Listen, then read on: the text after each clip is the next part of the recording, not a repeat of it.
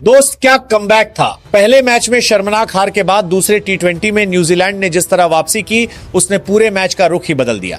दोस्त ये मुकाबला हैमिल्टन के सेडन पार्क में खेला गया, जहां टॉस जीतकर साउथ अफ्रीका ने पहले फील्डिंग करने का फैसला लिया। उस समय यह फैसला सही लग रहा था, लेकिन मैच खत्म होते होते यही फैसला उनके लिए सबसे बड़ी गलती साबित हुआ।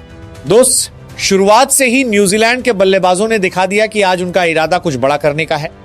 ओपनर डेवोन कॉनवे ने शानदार जिम्मेदारी भरी पारी खेली।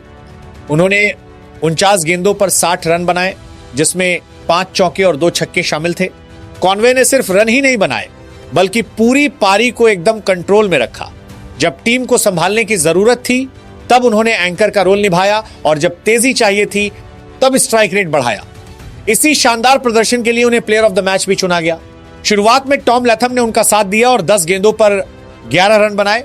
इसके बाद मिडिल ऑर्डर में निक केली आए, जिन्होंने 12 गेंदों पर 21 रन बनाकर रन गति को बनाए रखा।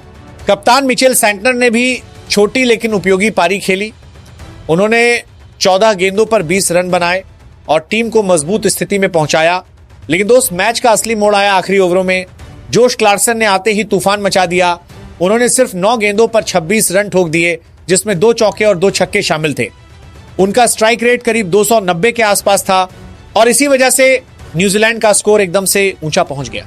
उनके साथ कोल मैकॉन्ची ने भी 12 गेंदों पर 18 रन बनाकर शानदार फिनिश दिया। दोस्त इन सभी पारियों की बदौलत न्यूजीलैंड ने 20 ओवर में 175 रन बनाए, 6 विकेट खोकर। इस पिच पर यह स्कोर काफी चुनौतीपूर्ण था और साउथ अफ्रीका के लिए आसान नहीं था।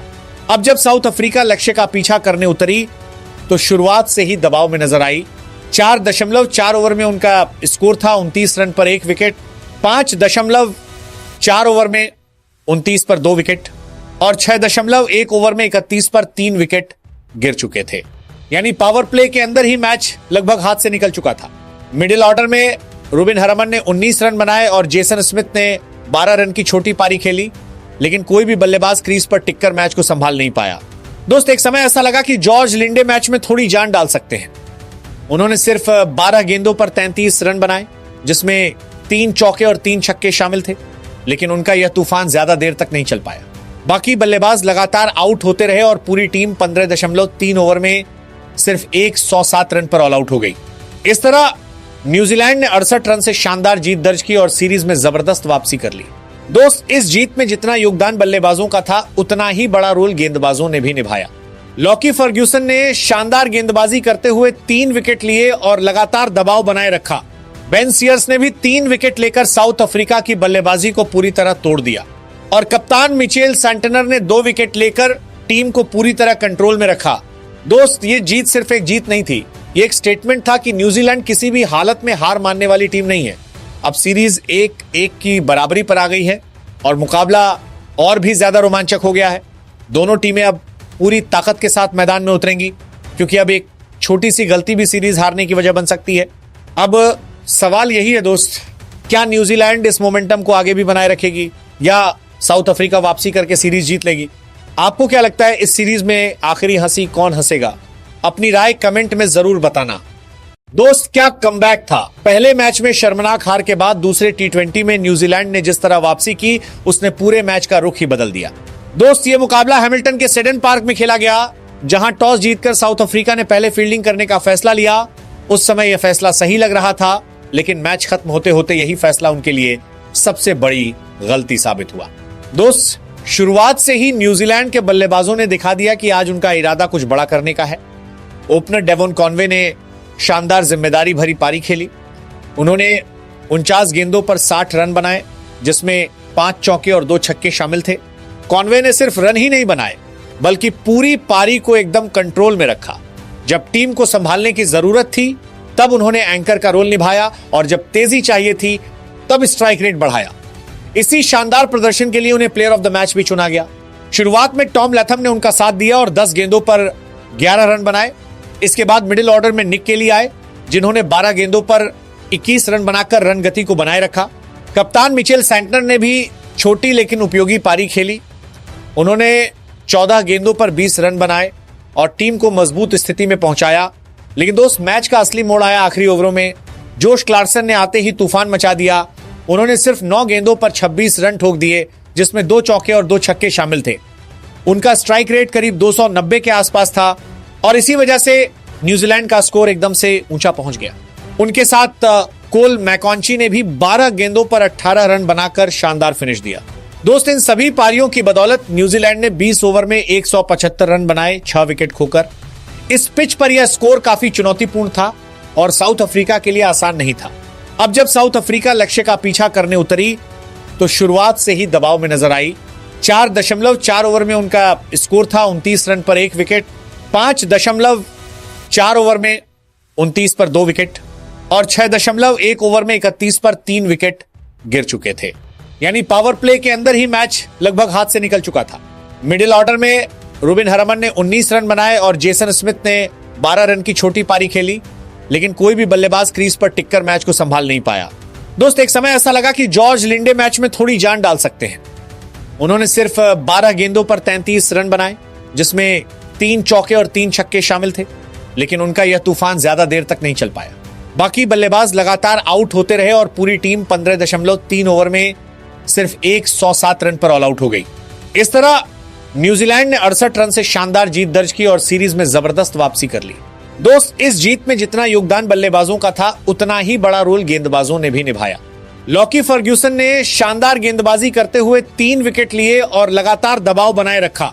बेन सीयर्स ने भी 3 विकेट लेकर साउथ अफ्रीका की बल्लेबाजी को पूरी तरह तोड़ दिया और कप्तान मिचेल सैंटनर ने 2 विकेट लेकर टीम को पूरी तरह कंट्रोल में रखा। दोस्त, ये जीत सिर्फ एक जीत नहीं थी, ये एक स्टेटमेंट था कि न्यूजीलैंड किसी भी हालत में हार मानने वाली टीम नहीं है। अब सीरीज 1-1 की बराबरी पर आ गई है और मुकाबला और भी ज्यादा रोमांचक हो गया है। दोनों टीमें अब पूरी ताकत के साथ मैदान में उतरेंगी, क्योंकि अब एक छोटी सी गलती भी सीरीज हारने की वजह बन सकती है। अब सवाल यही है दोस्त, क्या न्यूजीलैंड इस मोमेंटम को आगे भी बनाए रखेगी या साउथ अफ्रीका वापसी करके सीरीज जीत लेगी? आपको क्या लगता है, इस सीरीज में आखिरी हंसी कौन हंसेगा? अपनी राय कमेंट में जरूर बताना। दोस्त, क्या कमबैक था। पहले मैच में शर्मनाक हार के बाद दूसरे टी20 में न्यूजीलैंड ने जिस तरह वापसी की, उसने पूरे मैच का रुख ही बदल दिया। दोस्त, ये मुकाबला हैमिल्टन के सेडन पार्क में खेला गया, जहां टॉस जीतकर साउथ अफ्रीका ने पहले फील्डिंग करने का फैसला लिया। उस समय यह फैसला सही लग रहा था, लेकिन मैच खत्म होते होते यही फैसला उनके लिए सबसे बड़ी गलती साबित हुआ।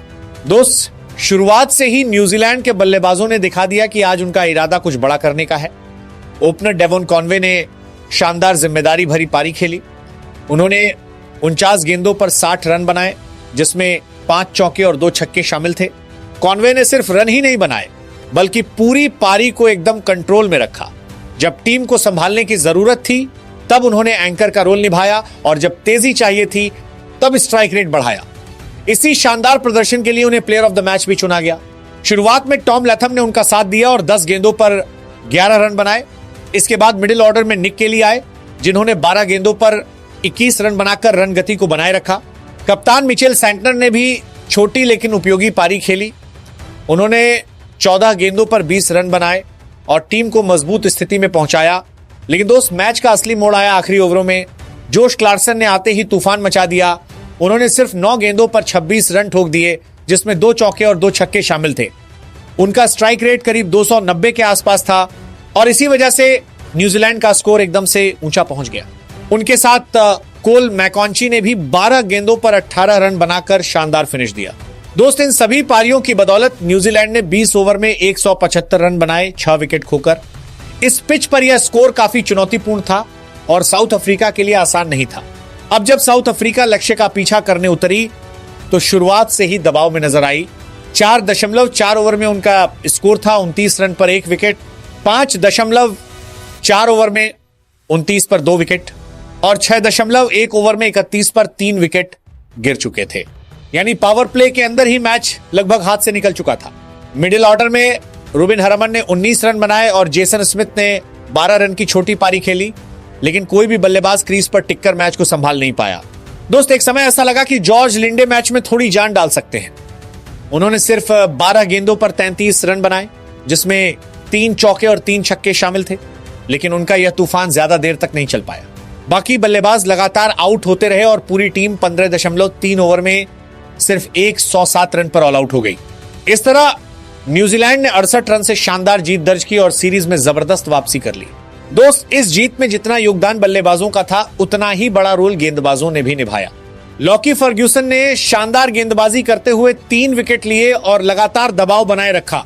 बेन सीयर्स ने भी 3 विकेट लेकर साउथ अफ्रीका की बल्लेबाजी को पूरी तरह तोड़ दिया और कप्तान मिचेल सैंटनर ने 2 विकेट लेकर टीम को पूरी तरह कंट्रोल में रखा। दोस्त, ये जीत सिर्फ एक जीत नहीं थी, ये एक स्टेटमेंट था कि न्यूजीलैंड किसी भी हालत में हार मानने वाली टीम नहीं है। अब सीरीज 1-1 की बराबरी पर आ गई है और मुकाबला और भी ज्यादा रोमांचक हो गया है। दोनों टीमें अब पूरी ताकत के साथ मैदान में उतरेंगी, क्योंकि अब एक छोटी सी गलती भी सीरीज हारने की वजह बन सकती है। अब सवाल यही है दोस्त, क्या न्यूजीलैंड इस मोमेंटम को आगे भी बनाए रखेगी या साउथ अफ्रीका वापसी करके सीरीज जीत लेगी? आपको क्या लगता है, इस सीरीज में आखिरी हंसी कौन हंसेगा? अपनी राय कमेंट में जरूर बताना। दोस्त, क्या कमबैक था। पहले मैच में शर्मनाक हार के बाद दूसरे टी20 में न्यूजीलैंड ने जिस तरह वापसी की, उसने पूरे मैच का रुख ही बदल दिया। दोस्त, ये मुकाबला हैमिल्टन के सेडन पार्क में खेला गया, जहां टॉस जीतकर साउथ अफ्रीका ने पहले फील्डिंग करने का फैसला लिया। उस समय यह फैसला सही लग रहा था, लेकिन मैच खत्म होते होते यही फैसला उनके लिए सबसे बड़ी गलती साबित हुआ। दोस्त, शुरुआत से ही न्यूजीलैंड के बल्लेबाजों ने दिखा दिया कि आज उनका इरादा कुछ बड़ा करने का है। ओपनर डेवोन कॉनवे ने शानदार जिम्मेदारी भरी पारी खेली। उन्होंने 49 गेंदों पर 60 रन बनाए, जिसमें 5 चौके और 2 छक्के शामिल थे। कॉनवे ने सिर्फ रन ही नहीं बनाए, बल्कि पूरी पारी को एकदम कंट्रोल में रखा। जब टीम को संभालने की जरूरत थी तब उन्होंने एंकर का रोल निभाया, और जब तेजी चाहिए थी तब स्ट्राइक रेट बढ़ाया। इसी शानदार प्रदर्शन के लिए उन्हें प्लेयर ऑफ द मैच भी चुना गया। शुरुआत में टॉम लैथम ने उनका साथ दिया और 10 गेंदों पर 11 रन बनाए। इसके बाद मिडिल ऑर्डर में निक केली आए, जिन्होंने 12 गेंदों पर 21 रन बनाकर रन गति को बनाए रखा। कप्तान मिचेल सैंटनर ने भी छोटी लेकिन उपयोगी पारी खेली। उन्होंने 14 गेंदों पर 20 रन बनाए और टीम को मजबूत स्थिति में पहुंचाया। लेकिन दोस्त, मैच का असली मोड़ आया आखिरी ओवरों में। जोश क्लार्सन ने आते ही तूफान मचा दिया। उन्होंने सिर्फ 9 गेंदों पर 26 रन ठोक दिए, जिसमें 2 चौके और 2 छक्के शामिल थे। उनका स्ट्राइक रेट करीब 290 के आसपास था और इसी वजह से न्यूजीलैंड का स्कोर एकदम से ऊंचा पहुंच गया। उनके साथ कोल मैकॉन्ची ने भी 12 गेंदों पर 18 रन बनाकर शानदार फिनिश दिया। दोस्त, इन सभी पारियों की बदौलत न्यूजीलैंड ने 20 ओवर में 175 रन बनाए, 6 विकेट खोकर। इस पिच पर यह स्कोर काफी चुनौतीपूर्ण था और साउथ अफ्रीका के लिए आसान नहीं था। अब जब साउथ अफ्रीका लक्ष्य का पीछा करने उतरी तो शुरुआत से ही दबाव में नजर आई। 4.4 ओवर में उनका स्कोर था 29 रन पर 1 विकेट, 5.4 ओवर में 29 पर 2 विकेट और 6.1 ओवर में 31 पर 3 विकेट गिर चुके थे। यानी पावर प्ले के अंदर ही मैच लगभग हाथ से निकल चुका था। मिडिल ऑर्डर में रूबिन हरमन ने 19 रन बनाए और जेसन स्मिथ ने 12 रन की छोटी पारी खेली, लेकिन कोई भी बल्लेबाज क्रीज पर टिककर मैच को संभाल नहीं पाया। दोस्त, एक समय ऐसा लगा कि जॉर्ज लिंडे मैच में थोड़ी जान डाल सकते हैं। उन्होंने सिर्फ 12 गेंदों पर 33 रन बनाए, जिसमें 3 चौके और 3 छक्के शामिल थे, लेकिन उनका यह तूफान ज्यादा देर तक नहीं चल पाया। बाकी बल्लेबाज लगातार आउट होते रहे और पूरी टीम 15.3 ओवर में सिर्फ 107 रन पर ऑल आउट हो गई। इस तरह न्यूजीलैंड ने 68 रन से शानदार जीत दर्ज की और सीरीज में जबरदस्त वापसी कर ली।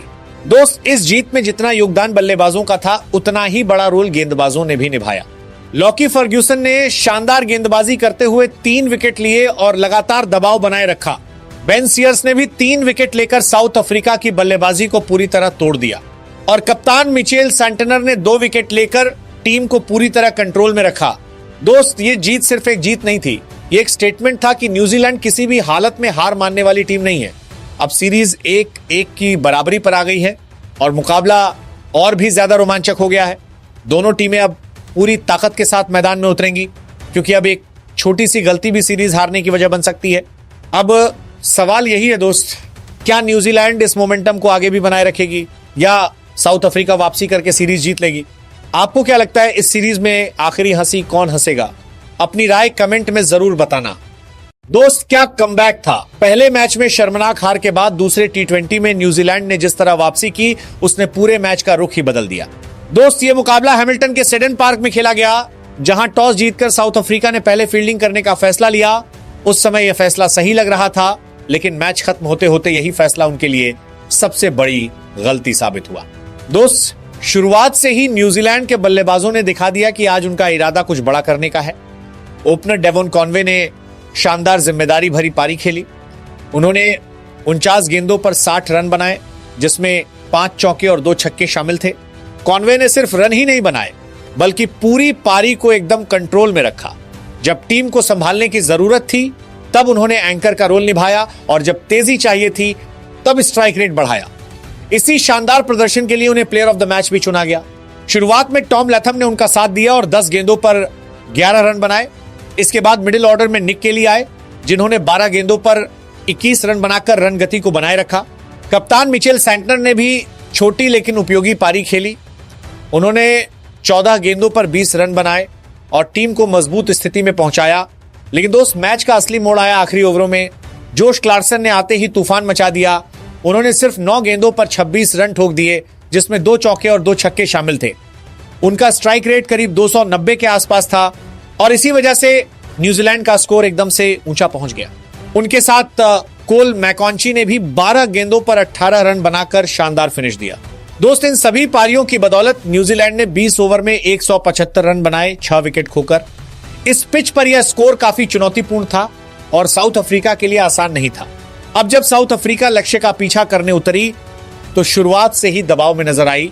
4.4 ओवर में उनका स्कोर था 29 रन पर 1 विकेट, 5.4 ओवर में 29 पर 2 विकेट, और 6.1 ओवर में 31 पर 3 विकेट गिर चुके थे। यानी पावर प्ले के अंदर ही मैच लगभग हाथ से निकल चुका था। मिडिल ऑर्डर में रुबिन हरमन ने 19 रन बनाए और जेसन स्मिथ ने 12 रन की छोटी पारी खेली, लेकिन कोई भी बल्लेबाज क्रीज पर टिककर मैच को संभाल नहीं पाया। दोस्त, एक समय ऐसा लगा कि जॉर्ज लिंडे मैच में थोड़ी जान डाल सकते हैं।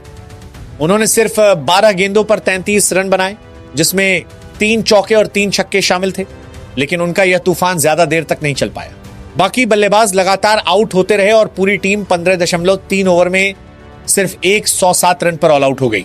इस तरह न्यूजीलैंड ने 68 रन से शानदार जीत दर्ज की और सीरीज में जबरदस्त वापसी कर ली। दोस्त, इस जीत में जितना योगदान बल्लेबाजों का था, उतना ही बड़ा रोल गेंदबाजों ने भी निभाया। लॉकी फर्ग्यूसन ने शानदार गेंदबाजी करते हुए 3 विकेट लिए और लगातार दबाव बनाए रखा। बेन सीयर्स ने भी 3 विकेट लेकर साउथ अफ्रीका की बल्लेबाजी को पूरी तरह तोड़ दिया, और कप्तान मिचेल सैंटनर ने 2 विकेट लेकर टीम को पूरी तरह कंट्रोल में रखा। दोस्त, ये जीत सिर्फ एक जीत नहीं थी, ये एक स्टेटमेंट था कि न्यूजीलैंड किसी भी हालत में हार मानने वाली टीम नहीं है। अब सीरीज 1-1 की बराबरी पर आ गई है और मुकाबला और भी ज्यादा रोमांचक हो गया है। दोनों टीमें अब पूरी ताकत के साथ मैदान में उतरेंगी, क्योंकि अब एक छोटी सी गलती भी सीरीज हारने की वजह बन सकती है। अब सवाल यही है दोस्त, क्या न्यूजीलैंड इस मोमेंटम को आगे भी बनाए रखेगी या साउथ अफ्रीका वापसी करके सीरीज जीत लेगी? आपको क्या लगता है, इस सीरीज में आखिरी हंसी कौन हंसेगा? अपनी राय कमेंट में जरूर बताना।